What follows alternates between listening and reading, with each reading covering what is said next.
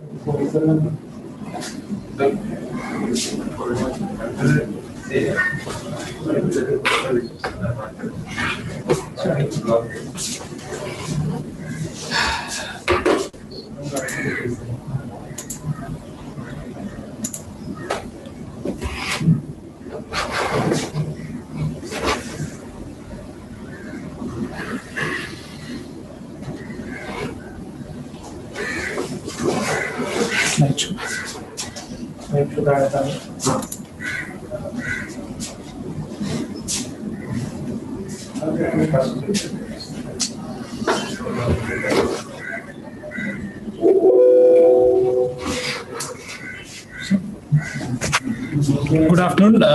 So I'll be speaking today on the scope of interventional radiology in the diseases of the abdomen. So this talk is mainly meant for gastroenterologists, surgeons, critical care and emergency physicians.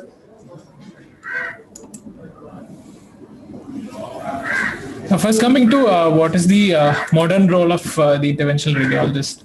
So IR is relatively a new branch of clinical medicine, and it has already reshaped clinical practice worldwide. So, and medical and surgical gastroenterology are no exceptions.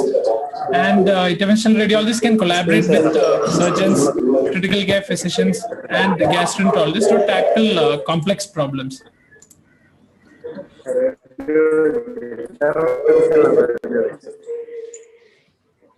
So this talk will strictly include only GI-related organs, and we will not talk about the kidneys, that is urology and nephrology, or gynecology or endocrinology-related IR procedures of the abdomen.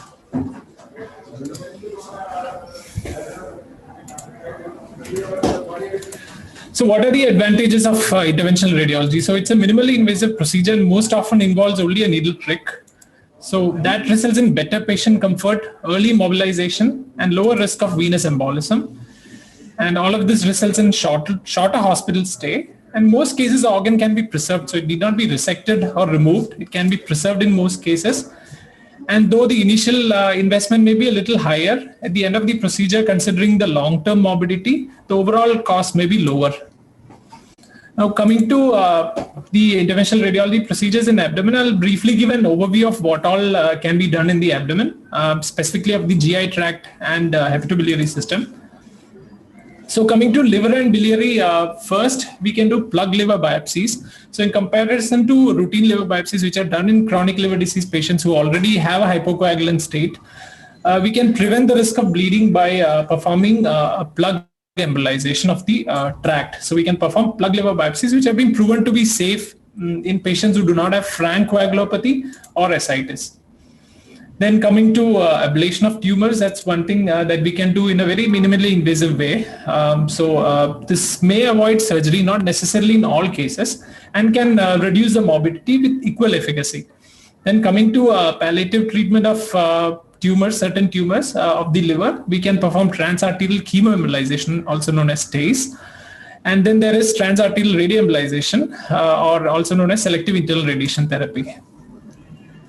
Then liver biopsy can be performed on a transjugular route, which is very useful in patients who have coagulopathy. And we can also perform in the same sitting hepatic venous pressure gradient measurements. Then TIPS and shunt detection can be performed in patients with chronic liver disease to relieve the complications of portal hypertension and ascites. In patients with Budd-Chiari syndrome, we can perform Ibc Angioplasty and hepatic vein stenting.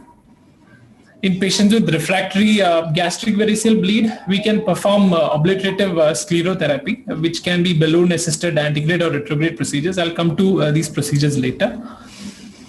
Then for shunts such as intrahepatic and extrahepatic photosystemic shunts, as well as in gastrorenal shunts in patients with CLD and having refractory hepatic encephalopathy, we can perform plug embolization. Then portal vein embolization can be performed prior to major hepatic resection in patients who have a poor hepatic reserve. In patients with biliary obstruction, we can perform percutaneous transhepatic biliary drainage in patients who are not candidates for endoscopic drainage. And in the sitting, we can also perform stenting of the biliary tree. Then like any other part of the abdomen, we can also perform percutaneous drainage collections as well as percutaneous cholecystostomy to relieve an acute episode of cholecystitis. Then as in all cases of GI bleeding, especially post-surgery, specifically while talking about liver, most of our cases come after surgical injury to hepatic artery. So we can perform aneurysm coiling and stenting. And coming to bowel, mesenteric angina is one common problem seen in elderly atherosclerotic patients or in young patients with inflammatory vasculitis. So mesenteric angioplasty or stenting, depending upon the underlying cause, can be done. And GI bleed can be managed when it cannot be managed on an endoscopic route. We can also perform percutaneous radiology gastrostomy as well as jejunostomy in patients who need long-term feeding. Then coming to spleen in patients with primary hypersplenism, particularly in patients with myeloproliferative syndrome, partial splenic embolization may prevent or alleviate the hypersplenism. Then splenic artery aneurysm coiling can be performed in patients with pancreatitis, true aneurysms of the splenic artery, and others. Also, splenic biopsy is considered a risky procedure in general, but when performed with meticulous technique and with plug embolization, it is feasible. Coming to a pancreas, we can perform sampling of the pancreatic mass. Then for advanced PDAC, for early PDAC, there is a procedure, ablative procedure known as irreversible electroporation. We do not have over here, but that's a procedure which has been done for pancreatic ductal adenocarcinoma. Then pancreatitis drainage can be done. So we can put catheter drainage and slowly step up the catheters and finally assist in video-assisted retroperitoneal debridement. Then coming to trauma, we can perform splenic artery and hepatic artery embolization as a alleviative procedure for patients with high-grade splenic and hepatic injuries and can salvage the organ at the same time. Then in the pelvis, we can perform internal iliac artery embolization for patients who have extensive pelvic bleed.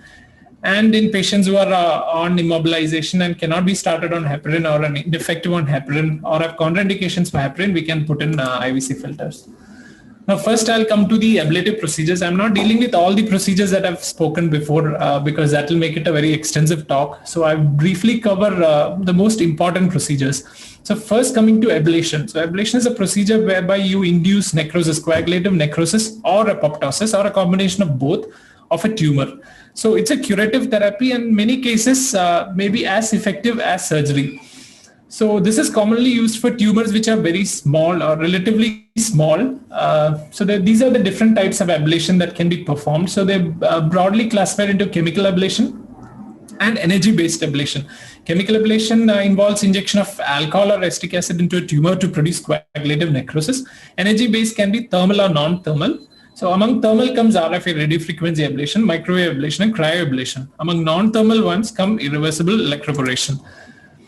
So ablation is a curative therapy and when it can be performed in any organ, but I'm specifically speaking about liver tumors here. So it is ideally indicated in very early and early HCC. That's the Barcelona Cancer Liver Classification Stage 0 and A. So those are the candidates who are also candidates for resection. So in patients in whom there's a surgical contraindication, we can perform ablation safely and it's as effective and is considered a curative therapy. So in larger lesions, we may combine it with transarterial chemoembolization just to increase the efficacy as well as technical success of the procedure. So how do we select what kind of ablation we need? So chemical ablation has been used in the past and not done routinely these days. The problem with chemical ablation is it gives a very unpredictable ablation zone. So you inject a chemical into a tumor and you expect the chemical to diffuse throughout the tumor. So it's possible that some islands of the tumor are left out. So these days it's performed in patients who cannot afford, because these sort of embolic agents are very cheap and can be performed easily. So they are performed only in very small HCCs in which you have some hope of homogeneous ablation. So performed in very early HCCs. As I said, there's a very poor prediction of the kind of ablation that it will produce. So it's very unpredictable. And among alcohol and acetic acid is definitely better than alcohol because of some physical properties. So they are not without complications. Clearly, acetic acid can produce systemic hemolysis as well as acidosis, and the dosing need to be carefully monitored.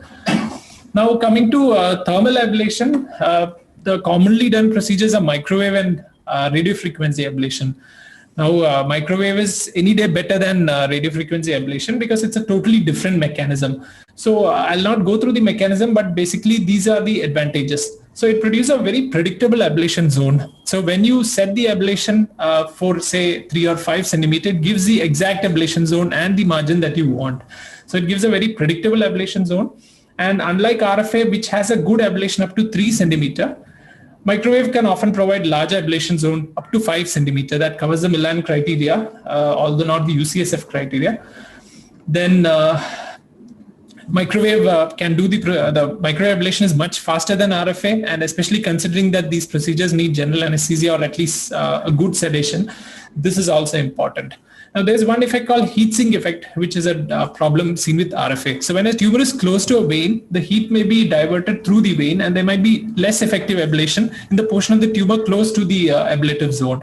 So this is a problem with RFA, and that is not seen with the microwave ablation. So long-term issue of having residual disease is less with microwave ablation. And microwave doesn't have risk of electrical burns and is less painful than RFA. So in all ways, microwave ablation is much better, both for the patient and for the treating physician and for long-term outcome. So this is how we perform an ablation. So this is an antenna. So this is a microwave ablation. So in microwave ablation, we call the shaft as the antenna. So this is an antenna which generates microwaves, and that produces dielectric dipolar heating of the water molecules in the ablation zone. So this is one such example. We commonly perform it under ultrasound guidance or CT guidance or a combination of both. Sometimes if the lesion is not seen on ultrasound or CT, we can do a lipidol TACE and then target the lipidol on CT. So here is a tumor. So it's a case, I've taken all the cases from journals. So this is a case of metastatic Wilms tumor. So they had resected the primary tumor and there was only one lesion in the liver. So this was ablated using microwave. So here is the microwave antenna in situ in the needle. And yeah, we can see the ablation zone. So it has optimally covered the liver. So this ablation zone is a little larger. So optimally, we need to keep only a 1 centimeter margin, 0.5 to 1 centimeter margin. Next, coming to TACE. So the difference between TACE and ablation is that TACE is only palliative. So you are providing chemotherapy to a tumor. So ultimately, you always leave a risk of leaving or leaving behind some microscopic tumor nest. So there's always a risk of residual disease as well as relapse when it comes to TACE. So it's a palliative treatment. It's not curative. So here what we do is we selectively deliver chemotherapy to the tumor arteries.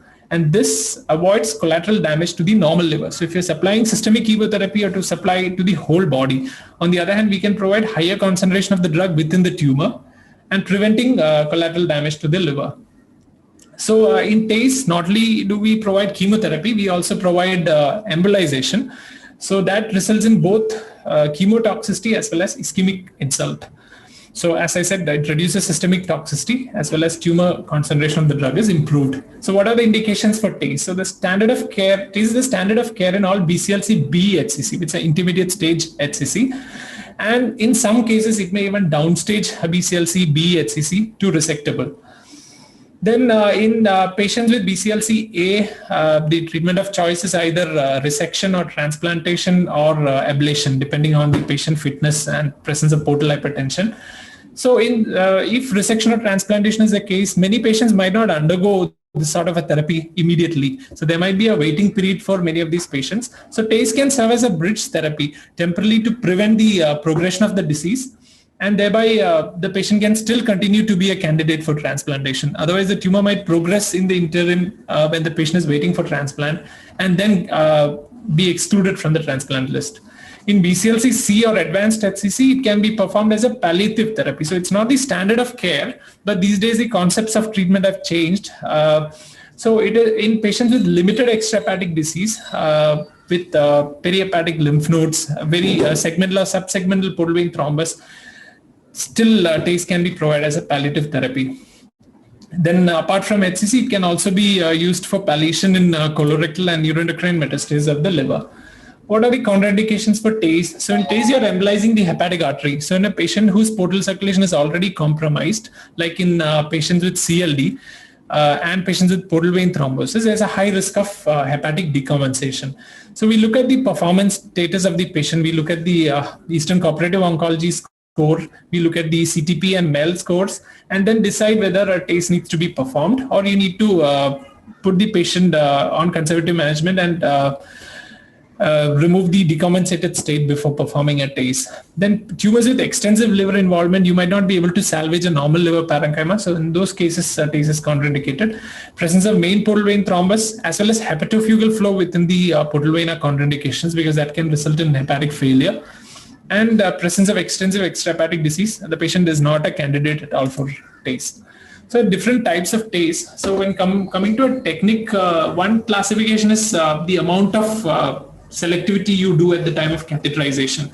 So when you do catheterization of the lobar artery and then embolize, that's called a selective catheterization. Super selective is when you go into a segmental artery, and ultra selective when you go into a super selective artery. So there are two compromises. One, you want to embolize a whole tumor. Sometimes when you go too deep into an artery, you might not end up embolizing the whole tumor. And the other problem is that when you do a more proximal embolization, you put damage to adjacent normal liver. So as a compromise, generally super selective TACE is considered the standard. And coming to the particular type of embolizing agent and technique that we use, TACE can be conventional TACE, DEP TACE, which is drug-eluting bead TACE, or a balloon-occluded TACE. So in conventional TACE, we mix lipidol with typically epirubicin and doxorubicin or doxorubicin and do. In DEP TACE, there are drug-coated beads. So these drug-coated beads absorb the chemotherapeutic agent and slowly release them when tumor develops ischemia that releases lactic acid, and that is when the drug is released. So it's slowly released over a longer period of time. So there's a sustained response and less systemic chemotoxicity. There is a controversy whether conventional TACE, which is better, CTACE or DEP TACE, but most studies have shown that there's better complete response and overall survival with DEP TACE rather than CTACE. Balloon TACE is a technique when you want to specifically embolize the tumor. So a balloon is used to occlude the artery and prevent antegrade flow. So since tumor has selective arterial flow, the chemotherapy selectively flows into a tumor. And after TACE, you need to closely follow up the patient with multiphase MR to look for residual disease and recurrence. So these are roughly the complications. The first is the post-embolization syndrome.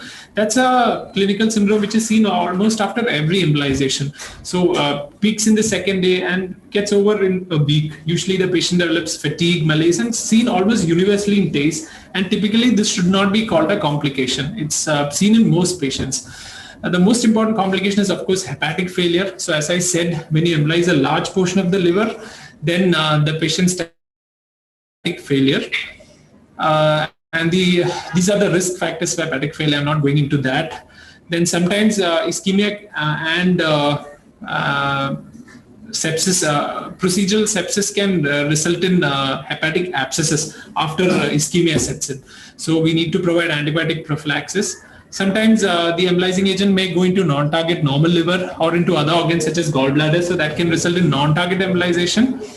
Then in the liver, hepatic artery is only supply for the biliary tree. So when you embolize a hepatic tree, there's always a risk of biliary injury. So though not commonly seen in TACE, sometimes we do observe biliomas and ischemic cholangiopathies in patients with patients post-TACE. Then comes the access-related complications. So this is how we do a TACE. So this is a tumor, and these are the tumor selective arteries. We go super selective into the segmental artery as close to the tumor as possible, but at the same time that should cover the entire tumor. And then you supply the embolizing agent. So this is one image that I put in, a representative image. So here we can see a large HCC definitely more than 5 centimeter. This is the feeding artery, and we provide embolization of the entire tumor. We can see that there's lipirol deposition in the entire tumor. Next, coming to assessment of hepatic venous pressure gradient. Hepatic venous pressure gradient is the difference between, it reflects the portal pressure. So it's a difference between the portal venous pressure and the free hepatic venous pressure. So that is routinely assessed in patients with CLD as a part of risk stratification and assessment of treatment response of portal hypertension. And less commonly, it is used in identifying a special category of patients who have non-cirrhotic portal hypertension, which is commonly due to non-cirrhotic portal fibrosis or obliterative portal venopathy. Both are the same condition. So here we typically put in Swan-Ganz catheter into the right hepatic vein, and then Swan-Ganz catheter has a compliant balloon attached to it. So we first take a free hepatic venous pressure, then inflate the balloon and take a wedge hepatic venous pressure. And the difference between them is the hepatic venous pressure gradient. So this is how we do it. We go into a right hepatic vein, go proximally in the right hepatic vein, not distally, then occlude with the balloon and take pressure measurement. Then we release the balloon and take the free hepatic vein measurement. And the difference is HPPG. Next is transjugular liver biopsy. So when do you do TGLB and not percutaneous liver biopsy? So the indications are any contraindication to percutaneous plug liver biopsy in patients with generalized liver disease. For example, CLD. It's very common to see CLD patients who have coagulopathy. CLD is indeed a hypocoagulant state, though generally it's not always the case. And INR is INR poorly reflects the amount of coagulopathy in CLD. But generally, these are the criteria: INR less than 1.5 or a low platelet count, and presence of ascites, which displaces liver from the abdominal wall. So in these conditions, when you perform a percutaneous biopsy, there's a risk of active bleeding into the peritoneum, which may be life-threatening. So TGLB is safe because we go into the right hepatic vein and take biopsy of the liver. So if bleeding happens, that happens into the intravascular component. And often ultrasound guidance is used along with fluoroscopy to assure that your needle doesn't breach the capsule. If it breaches the capsule, the whole point of doing TGLB is gone. And one particular fact is that when you're doing a focal liver lesion, it might be difficult to target it using TGLB unless it's very large and lies in the tract of TGLB. So there's very little maneuverability that we have with TGLB as compared to percutaneous biopsy. So focal liver lesions may be difficult and not always be feasible with TGLB. So this is how we do it. We go into a right hepatic vein, take a right hepatic vein run, then we pass in a metallic stiffening cannula followed by the biopsy needle. We take a biopsy and the ultrasound guidance and make sure that at the end of the procedure there is no active peritoneal bleeding. Next, coming to transjugular intrahepatic photosystemic shunt. So this is where we create a low resistance conduit through the liver parenchyma. So this conduit is non-existent. So we create this conduit through the parenchyma to shunt portal vein into the systemic circulation. So this is usually performed through the transjugular route. And we use covered stents to bridge the newly created liver parenchyma. That's because bile is a thrombogenic agent. And when you leave a bile in contact with blood, that can result in thrombosis of the tip stent. So we typically use covered stents to bridge the parenchyma. And sometimes in difficult cases, multiple techniques are present, and percutaneous route is one such technique. Then there is one entity known as DIPS, which is direct intrahepatic portocaval shunt. So in that case, we bridge the portal vein to the inferior vena cava, and that is done in cases where the hepatic vein is occluded, like in Budd-Chiari syndrome. And after TIPS, patients need lifelong anticoagulation, though it's controversial in cirrhotic patients in comparison to Budd-Chiari patients. So what are indications for TIPS? So in CLD patients, not all CLD, in CLD patients with refractory acute or chronic variceal bleed, refractory ascites and hepatic hydrothorax, and Budd-Chiari syndrome. So these are the well-established indications for TIPS. And these are contraindications. So when you're shunting the portal vein away from the liver into the IVC, so liver is not getting a lot of blood. So the more you shunt, there's a higher risk of hepatic dysfunction, particularly in patients who already have a poor hepatic reserve.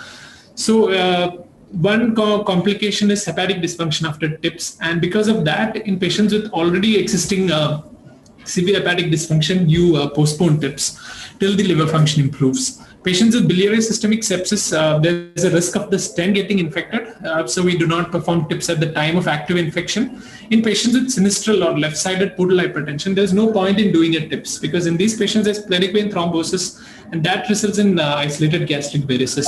So in such conditions, TIPS won't help. Patients with severe heart failure and pulmonary hypertension, so suddenly when you shunt a lot of blood into the IVC in patients already with heart failure, the heart failure can exaggerate. So in such patients also TIPS is contraindicated. So this is how we do TIPS. So we pass a catheter into the right hepatic vein, we put in a metallic stiffening cannula, and then we use a metallic needle. We use a metallic needle to puncture the portal vein through the liver parenchyma. Then we introduce a wire across, we dilate the tract. This is the newly created tract using a balloon catheter, and then we introduce a covered stent. So this is the left portal vein, this is the right portal vein, this is the main portal vein. So here is the IVC and this is the newly created tract. And this is the shunt. So what possible complications? So intraprocedural, when we do a capsular breach, then there's a risk of hemoperitoneum. After the procedure, as I said, hepatic failure is a problem, as is heart failure and pulmonary edema in patients with poor cardiac reserve. So now you're shunting the portal circulation all of a sudden. So patients can develop hepatic encephalopathy. In most cases, it's mild, and some cases it may be severe and then may require shunt reduction, which also can be done percutaneously. Then the other complications are access site related issues. Delayed complications, which are seen more commonly in Budd-Chiari patients rather than cirrhotic patients, are stent thrombosis. Then in some cases, these are not commonly seen these days, but stent infection, stent migration and fracture are rarely seen with the stents that are available these days. Next, coming to hepatic vein and Ibc angioplasty. So these are done when these veins are blocked, for example, in Budd-Chiari syndrome. So in IVC, when there is a short, typically the ideal candidate is a short segment IVC stenosis, typically caused by a web. That's the easiest case to do. In those cases, angioplasty might suffice. The longer the segment you have, you might have to put in a stent. Coming to the hepatic vein, it's a more difficult procedure, and most cases need additional stenting because often the stenosis tend to be tighter and the vein caliber overall is smaller. One important prerequisite for hepatic vein angioplasty is that the stenosis should be short segment and there should be a good healthy proximal vein. And this is more important in Budd-Chiari syndrome because if the vein is not healthy proximally, then the stent will thrombose. So if an unhealthy vein is present, then you may have to resort to a TIPS. So hepatic vein angioplasty can be done using transtubular or percutaneous routes, and also require lifelong anticoagulation after stenting. So this is one such procedure. Again, we've gone into a right hepatic vein. So often these occlusions are very tight and fibrotic, and you have to use a metallic needle. So we use the ultrasound guidance to position our needle here and then puncture. So this puncture is not without complications, especially on the left side, it has a risk of hemoperitoneum. So we do it under strict ultrasound monitoring. And then we pass a wire across and do balloon and stenting. So here is a stent which has been placed and we can see a good recanalization of the hepatic vein. So I missed the first part. So this is the run after crossing the hepatic vein prior to stenting. So we can see that there is no antegrade flow. So all the flow is through collateral veins into the IVC. Here is the IVC. So this is probably an accessory inferior hepatic vein, accessory right hepatic vein. So the collaterals are shunting into the accessory hepatic vein or the caudate vein. I'm not sure which one this is. Maybe the caudate vein. And then after shunting, we can see no more collaterals after stenting, and there is prompt flow through the stent. So this is a case of IVC angioplasty. Here we can see that there is short segment narrowing close to the IVC ostium, and then we've crossed it. We put in a 20 mm balloon, and here we can see the waist, and then after that there's free flow across the IVC. Next, coming to gastric variceal obliteration. So this is done in patients who've got refractory bleeding gastric varices. So as I already said, TIPS can control portal hypertension related bleeding, but it's not very effective when it comes to bleeding gastric varices. And these varices are high flow and low pressure varices and may be difficult to control on endoscopy also, especially since they are large and have a high flow.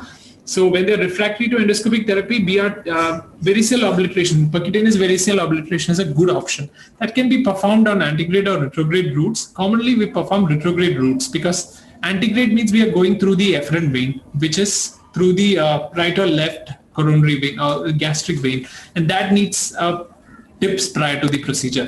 But when it's done along with tips, this procedure is known as BARTO, or balloon-assisted antegrade transvenous obliteration. When it's done in a retrograde route, it's called BARTO, PARTO, or CARTO, depending on what is used to block the shunt. So if a balloon is used, it's called BARTO. If a plug is used, it's PARTO. And if coils are used, it's called CARTO. Most commonly, we perform PARTO. So this is the anatomy. So here we can see this is the left gastric vein. So this is the efferent vein. So this is the way in which portal vein shunts the portal blood is shunted into the systemic circulation. So here is the splenic vein, which is also a part of the portal circulation. This is the posterior gastric vein. These are the short gastric veins. So all these are efferent veins which go into this gastric varices. And then this is the efferent vein. So this portal circulation is then shunted through a gastrorenal shunt, commonly a gastrorenal shunt. This goes into the renal vein. So that is how the portal circulation is shunted through the gastric varices into the systemic circulation. This vein is usually the inferior phrenic vein, which slowly develops collaterals through the gastric fundus and the gastric bear area. And so here what we are doing is that we are passing in a catheter and balloon occluding the shunt, and then injecting. Actually, we go more selectively into the varices, and then we inject sclerosant. So we need to do superselective catheterization of the gastric varices through the shunt, and then inject sclerosants. Commonly, STS polydecanol or ethanolamine oleate are used along with lipidol and gel form. So as we are blocking the shunt, not only does it reduce variceal bleed from gastric varices, it also helps in reduction of hepatic encephalopathy. And since now a lot of portal blood is flowing through the liver, it also improves liver function. And the problem with BARTO is that you need to keep the balloon for a longer time till the thrombus is formed and it stabilizes in the shunt. Otherwise, when you remove the balloon, the thrombus can migrate. So generally, it needs to be kept for around 4 to 6 hours. And there's a risk of balloon rupture because of the sclerosant and pulmonary embolism. So these days, BARTO is not very commonly performed. Rather, PARTO is performed. So we put in a plug, an Amplatzer plug into the shunt. So you can leave the plug there and sclerose it. So it has got a short procedure time. The only problem is that the plug is a little expensive. Then coming to CARTO is rarely performed because coils are never practiced sufficient to occlude large shunts. And using such extensive amount of coils is an expensive affair. So here is one example of BRTO. So here is the IVC, and there's a left renal vein. We've gone selectively to a left renal vein into the inferior epigastric vein, which is the gastrorenal shunt. Then we've put in a balloon, and then these are the gastric varices. There's a contrast run which shows the gastric varices, and then sclerosant has been injected. So this is the final result. So what are the complications? So as I said, the sclerosant may migrate into a portal vein or into a renal vein and can result in thrombosis. Systemic hemolysis can result from sclerosant, particularly ethanolamine oleate. Then delayed complications. So now you're blocking one important shunt for the portal circulation. So that can result in exaggeration of the portal hypertension, and the patient can come on later with ascites and might end up needing a TIPS many often if not controlled on medication. So long-term complications, ascites and hydrothorax. And now we've treated only the gastric varices. So it can start bleeding from esophageal, duodenal, jejunal, and if the extra gastric ectopic varices, it can bleed from those sites. So that's another complication. We've seen that in many of our cases, we might have to end up, or we have ended up doing TIPS in those patients. Next is portal vein embolization. So portal vein embolization, we embolize the right or left portal vein. So when you embolize that portal vein, that lobe becomes ischemic and that shrinks. On the other hand, the flow to the other lobe increases and that hypertrophies. So suppose we have a tumor on the right lobe and the left lobe doesn't have a sufficient FLR or a future liver remnant. So that is the liver remnant that may be left after hepatectomy. So for example, if you have a tumor on the right lobe, after you do a right hepatectomy, the left lobe is the FLR. If you're doing an extended right hepatectomy, the segments 2 and 3 are the FLR. So if the FLR is not sufficient enough, so as per criteria, we require that there should be at least 40% FLR in patients with normal liver, around 30% in patients who have chemotherapy, and around 20 to 25% in patients who have cirrhosis. If the FLR is not sufficient, then we can induce hypertrophy of the FLR by embolizing the abnormal lobe. So this prevents postoperative liver decompensation, and that is the target of portal vein embolization. So how do we do it? We do it percutaneous transhepatic. So we go through the skin, we under ultrasound guidance, we puncture the portal vein, put in a sheath, put in catheters, and then embolize the portal vein. So for example, typically a contralateral approach is preferred because we want to preserve the FLR. For example, if the tumor is in the right lobe, we go through the right portal vein and embolize the right side. The problem is that if we go through the left side, there's a higher risk of accidentally embolizing the left lobe and compromising the FLR. So contralateral approach is preferred. So these are the most common embolizing agents. And in my practice, we've used always glue. And that provides the best FLR regeneration. And optimal regeneration occurs at around 3 to 4 weeks, maybe till 6 weeks, but not seen after that. And we typically do a CT measure again, do the volumetry and see if the FLR is sufficient before the surgeon proceeds for resection.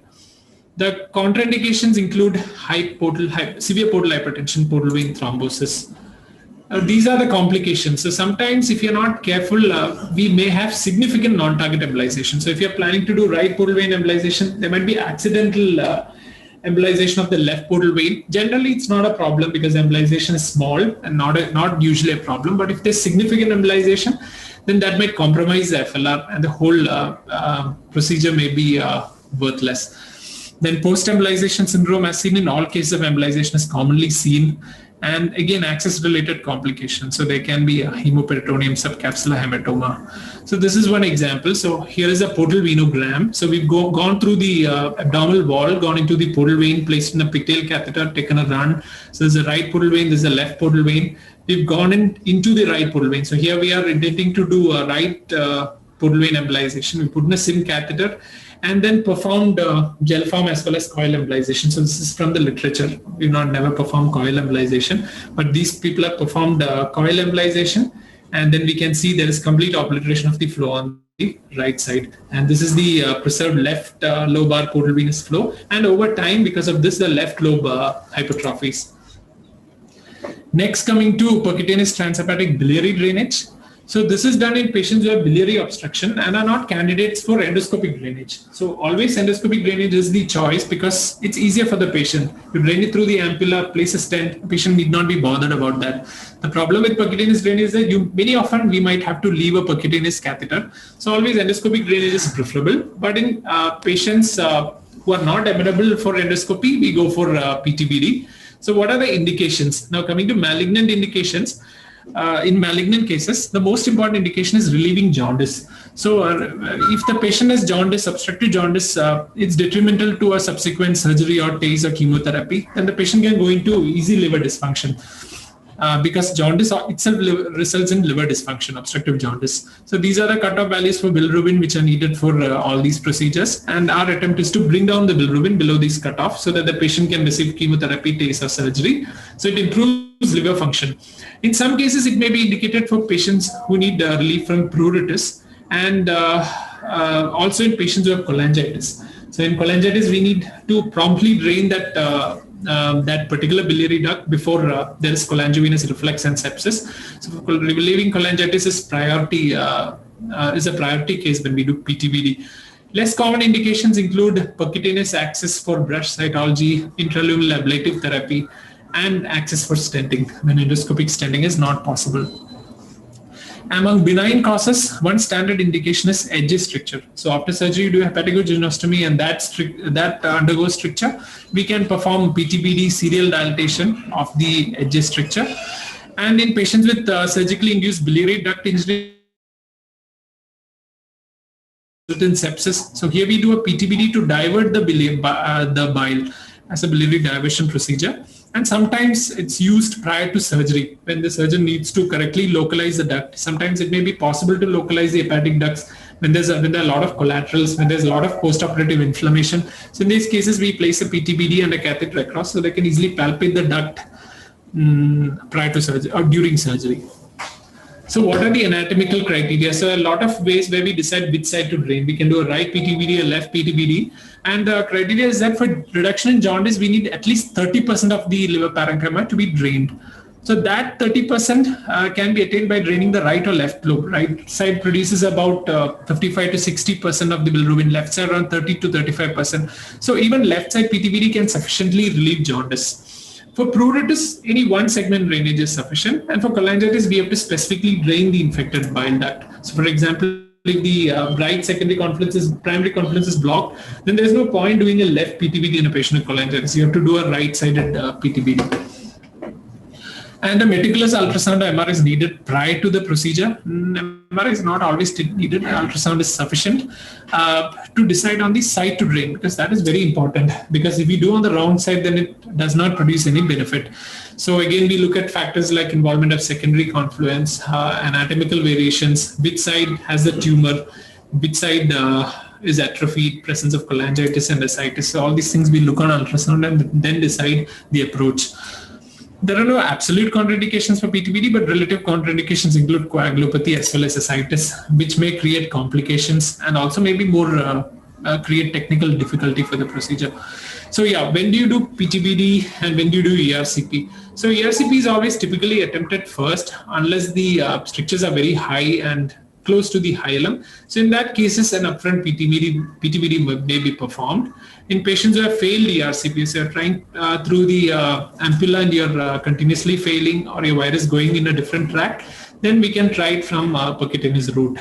Then in patients with altered anatomy, like bilioenteric anastomosis, it might not be possible for endoscopy to reach the site of the anastomosis. So in those cases, we do PTBD. So this is one example of malignant distal CBD stricture. So this is the stricture. We can see a dilated proximal CBD. So this is a catheter which has been put percutaneously through the liver into the left biliary duct. This is typically performed using ultrasound guidance. Then we put in a biliary drainage catheter across. So we can see that the post-PTBD run shows that there's a pacification of the duodenum. So this catheter will shunt the bile across the occlusion into the duodenum. Some cases we can perform stenting after PTBD. So that's typically done in malignant obstruction. So here we use metallic stents. Plastic stents, which are commonly performed in most cases, have a very short lifespan and are only a temporary measure. So in patients with malignant obstruction who are not candidates for surgery and only a palliation is needed, we can put in metallic stent. Because after putting a stent, you can remove the percutaneous catheter and the discomfort of the catheter can be avoided. And metallic stents have higher long-term patency than plastic stents. And we can do unilateral or bilateral stenting. There are some complications involving long-term occlusion of the stent, pancreatitis, cholecystitis. So this is one such example where we put in a bilateral stent in a Y configuration across the papilla into a duodenum. So this is a transpapillary Y configuration stent. So we put in a right PTBD, a left PTBD, put our wires across and place the stent. I'll be briefly covering the extrahepatic topics. So the first one is GI bleeding. So it's a very common medical emergency and there's a wide variety of causes. I cannot go through all the specific types, and I'll briefly summarize the role of IR. So it's our role is in controlling bleeding, which is refractory to medical or endoscopic therapy, and in patients with obscure GI bleed. So obscure GI bleed is when you do an upper GI, lower GI and do not find the source of bleed. So that's known as an obscure GI bleed. So when the endoscopist cannot control or when they cannot find the source of bleed, we can do a catheter angiography and find the source of bleed, or maybe perform a CT angiography, preferably prior to the bleed, and then go in and perform the intervention. Catheter angiography is very sensitive to small amounts of bleed, as low as 0.5 ml per minute. Next, coming to upper GI bleed. So we typically target the celiac artery branches. So for example, in pancreatitis, we target the GDA and the splenic artery commonly. In patients who have post-cholecystectomy bleeding, we perform hepatic artery embolization. So it depends on what kind of bleed the patient has. So when it comes to lower GI bleed, we look at the exact location. If the endoscopist can find it, we ask them to label that, or else we do a CT and then find out the source of bleed, and then do an SMA and IMIRAN primarily, and then embolize the source. Different kinds of embolizing agents can be used. We can use coils, PVA, gel form, glue, onyx. It depends on the specific indication and the specific cause for bleeding, and also cost concerns. So this is one example of a GDA pseudoaneurysm. I'm not sure what the cause is. So here we can see this is a gastroduodenal artery. We put in a catheter into a GDA, then a microcatheter. We can see a large pseudoaneurysm. They've tried putting in some coils, but the coils have migrated across. They've put in a coil across the GDA, and now in the post-stabilization run, we can see there is no opacification of the aneurysm. Then now coming to trauma, I'll briefly cover two important aspects of trauma. First one is post-traumatic splenic artery embolization. So many times we see multi-organ trauma. The major cause of mortality and intra-abdominal bleed is splenic trauma. And AST has classified splenic trauma into grades 1 to 5. And in high-grade injuries, the prior standard was splenectomy. The problem with splenectomy is that the organ is gone, and there's a risk of lifelong risk of transaminase sepsis. So most patients can be vaccinated, but this risk does not abate. So the advantage of splenic artery embolization is that we can preserve spleen, at the same time reduce bleeding. So it salvages the spleen, most importantly, and has better outcome and fewer rebleeding risk rather than conservative management in high-grade injuries. So typically, if you have a generalized splenic injury in a patient with unstable grade 3 or grade 4 or grade 5 trauma, then we perform a proximal splenic embolization. So we do not go deep into splenic artery. We go in the proximal splenic artery, block the artery with coil, thereby reduce the distal perfusion. So when you reduce the distal perfusion, the bleeding reduces. At the same time, collaterals will take up and still supply the spleen, and the spleen is still salvaged. Distal embolization or a superselective embolization is done when you have a specific area of bleeding. For example, you find a pseudoaneurysm or active extravasation or an AV fistula, you go superselectively into that branch and embolize it. But embolization is done only in patients who are hemodynamically stable and in compensated shock. If the patient is unstable, then they require surgery. So this is one such case of proximal splenic artery embolization. So this is a SIM catheter in the celiac artery. So here we can see the splenic artery run.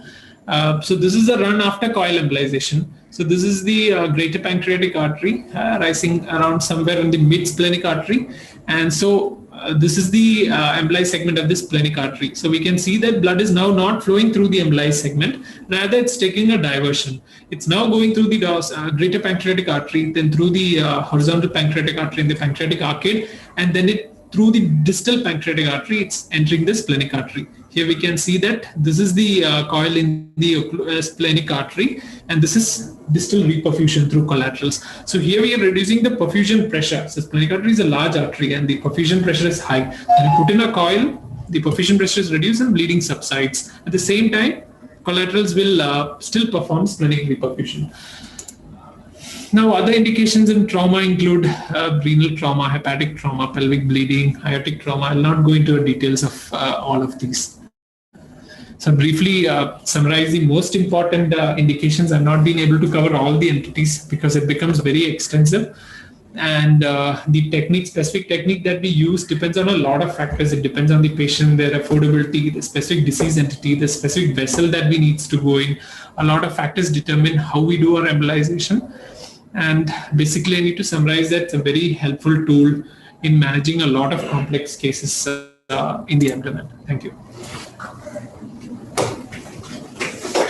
I'll take any questions. Atul? Thank you.